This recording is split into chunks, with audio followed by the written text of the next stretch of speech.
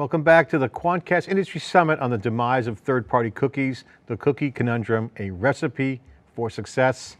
We're here with Peter Day, the CTO of Quantcast, and Shruti Koparkar, Head of Product Marketing, Quantcast.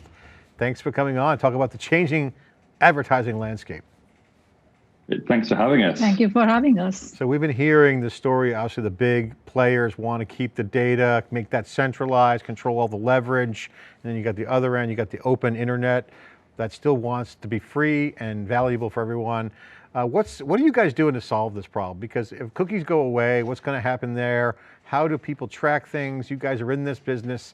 First question, what is Quantcast's strategy to adapt to third-party cookies going away? What's going to be the answer? Yeah, so very rightly said, John. The mission, the Quantcast mission, is to champion a free and open internet. And with that in mind, our approach to this world without third-party cookies is really grounded in three fundamental things. First is industry standards. We think it's really important to participate and to work with organizations who are defining the standards that will guide the future of advertising. So with that in mind, we've been participating with IAB Tech Lab. We've been part of their project ReArc. Same thing with Prebid, who's kind of trying to figure out the pipes of identity, the ID pipes of the future. And then also is W3C, which is the World Wide Web Consortium. And our engineers and our engineering team are participating in their weekly meetings, trying to figure out what's happening with the browsers and keeping up with the progress there on things such as Google's FLoC. The second sort of thing is interoperability. As you've mentioned, there are lots of different ID solutions that are emerging. You have UID 2.0, you have LiveRamp, you have Google's FLoC, and there will be more. There are more, and there will continue to be more. We really think it is important to build a platform that can ingest all of these signals, and so that's what we've done. The reason really is to meet our customers where they are at. Today, our customers use multiple different data management platforms, DMPs, and that's why we support multiple of those. This is not going to be much different than that. We have to meet our customers where they are at. And then finally, of course, which is at the very heart of who Quantcast is innovation. As you can imagine, being able to take all of these multiple signals in, including the IDs and the cohorts, but also others like contextual, first party, consent is becoming more and more important. And then there are many other signals like time, language, geolocation. So all of these signals can help us understand user behavior, intent, and interest in absence of third-party cookies. However, there's something to note about these. They're very raw, they're complex, they're messy, all of these different signals. They are changing all the time, they're real time. And there's incomplete information isolation. Just one of these signals cannot help you build a true and complete picture. So what you really need is a technology like AI and machine learning to really bring all of these signals together, combine them statistically, and get an understanding of user behavior, intent, and interest, and then act on it, be it in terms of providing audience insights or responding to bid requests and so on and so forth. So those are sort of the three fundamentals that our approach is grounded in, which is industry standards, interoperability, and innovation. And you have Peter here, who is the expert, so he can dive much deeper into it. So Peter, CTO, you got to tell us, how is this going to actually work? What are you guys doing from a technology standpoint to help with data-driven advertising in a third-party cookie-less world? Well, we've been, this is not a shock. I think anyone who's been close to this space has known that the third-party cookie has been reducing in quality in terms of its pervasiveness and its longevity for many years now. And the kind of death knell is really Google Chrome making the changes they're going to be making. So we've been investing in this space for many years, and we've had to make a number of hugely diverse investments. So one of them is in as a marketer, how do I tell if my marketing's still working in a world without third-party cookies? The majority of marketers are completely reliant on third-party cookies today to tell them if their marketing's working or not. And so we've had to invest heavily in statistical techniques, which are closer to kind of econometric models that marketers are used to for things like out-of-home advertising, to kind of establishing whether their advertising is working or not in a digital environment. And actually, as is often the case in these kind of times of massive disruption, there's always opportunity to make things better. And we really think that's true. And digital measurement has often mistaken precision for accuracy. And there's a real opportunity to kind of see the wood for the trees, if you like, and start to come up with better methods of measuring the effectiveness of advertising without third-party cookies. And we've had to make countless other investments in areas like contextual modeling and targeting without third-party cookies and connecting directly to publishers rather than going through this kind of loom escape that's kind of tied together third-party cookies. So if I were to enumerate all the investments we've made, I think we'd be here till midnight. But we've had to make a number of investments over a number of years, and that level of investment's only increasing at the moment. Peter, on that contextual, can you just double click on that and tell us more? Yeah, I mean, contextual is unfortunately one of those things that's really poorly defined. It can mean everything from a publisher saying, hey, trust us, this page is about SUVs, to what's possible now and has only really been possible the last couple of years, which is to build statistical models of the entire internet based on the content that people are actually consuming. And this type of technology requires massive data processing capabilities. It's able to take advantage of the latest innovations in areas like natural language processing, and really gives computers a kind of much deeper and richer understanding of the internet, which ultimately makes it possible to kind of organize the internet in terms of the types of content of pages. So this type of technology has only been possible the last few years, but we've been using contextual signals since our inception.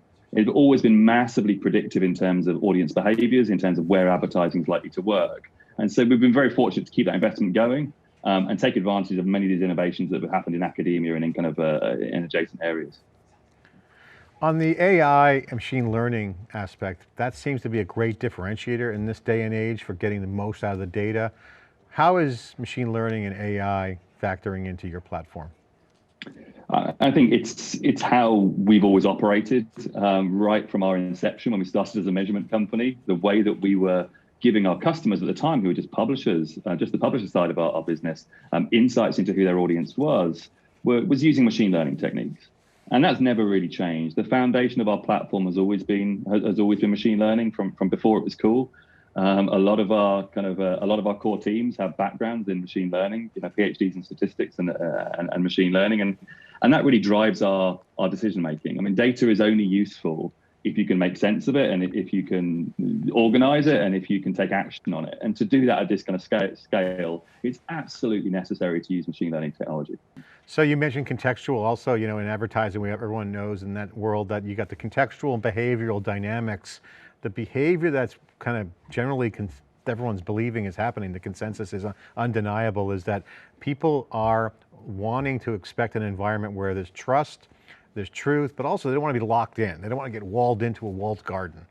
Nobody wants to be in a walled garden. They want to be free to pop around and visit sites. There's more horizontal scalability than ever before, yet the bigger players are becoming walled garden vertical platforms. So with future of AI, the experience is going to come from this data. So the behavior's out there. How do you get that contextual relevance and provide the horizontal scale that users expect?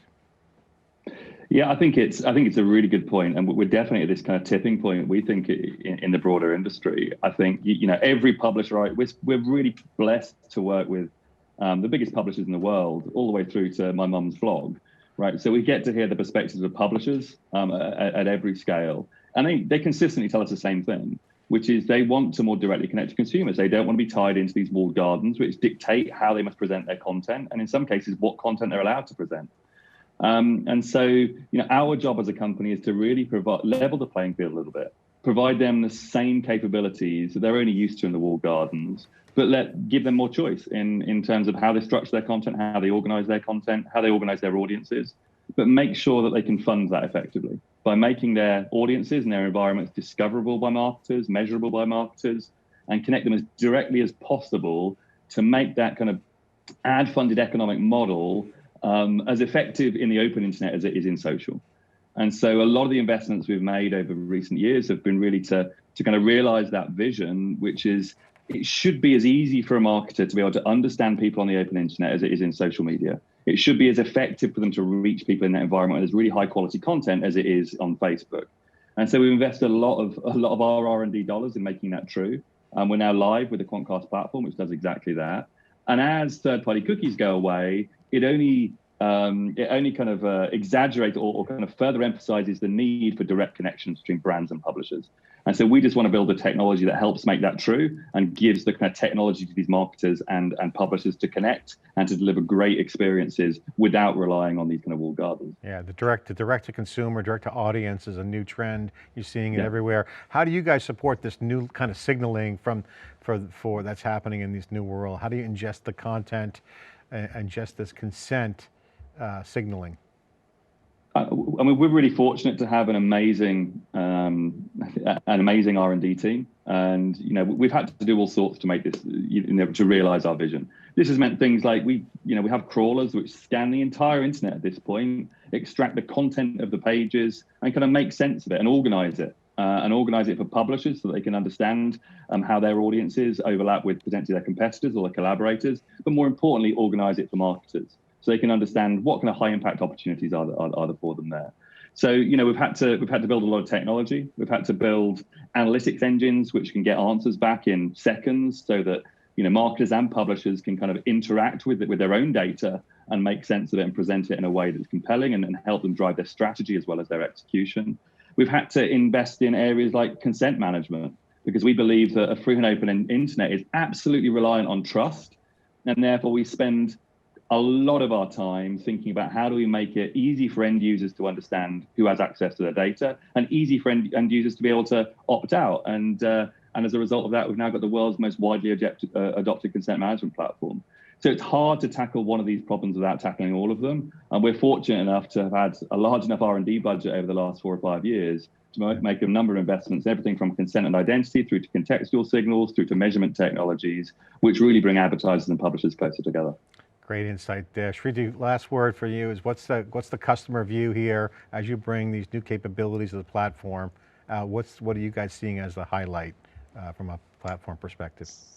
So the initial response that we've seen from our customers has been very encouraging, both on the publisher side as well as the marketer side. I think one of the things we hear quite a lot is you guys are at least putting forth a solution, an actual solution for us to test. Peter mentioned measurement. That really is where we started, because you cannot optimize what you cannot measure. So that is where his team has started, and we have some measurement, very initial capabilities still in alpha, but they are available in the platform for marketers to test out today. So the initial response has been very encouraging. People want to engage with us. Of course, our fundamental value proposition, which is that the Quantcast platform was never built to be reliant on third-party data, these stale segments. Like we've always operated on real-time live data. The second thing is our premium publisher relationships. We have had the privilege of working, like Peter said, with some of the biggest publishers, but we also have a very wide footprint. We have first-party tags across over 100 million plus web and mobile destinations. And as you must have heard, like that sort of first-party footprint is going to come in really handy in a world without third-party cookies. We are encouraging all of our customers, publishers and marketers, to grow their first-party data. And so that's something that's a strong point that customers love about us and lean into it quite a bit. So yeah, the initial response has been great. Of course, it doesn't hurt that we've made all these R&D investments. We can talk about consent. And I often say that consent, it sounds simple, but it isn't. There's a lot of technology involved, but there's lots of legal work involved as well. We have a very strong legal team who has expertise built in. So yeah, very good response initially. Democratization, everyone's a publisher, everyone's a media company. They have to think about being a platform. You guys provide that. So congratulations. Peter, thanks for dropping the gems there. Shruti, thanks for sharing the product highlights. Thanks for your time. Thank you. Okay, this is the Quantcast Industry Summit on the demise of third-party cookies and what's next, the cookie conundrum, the recipe for success with Quantcast. I'm John Furrier with theCUBE. Thanks for watching.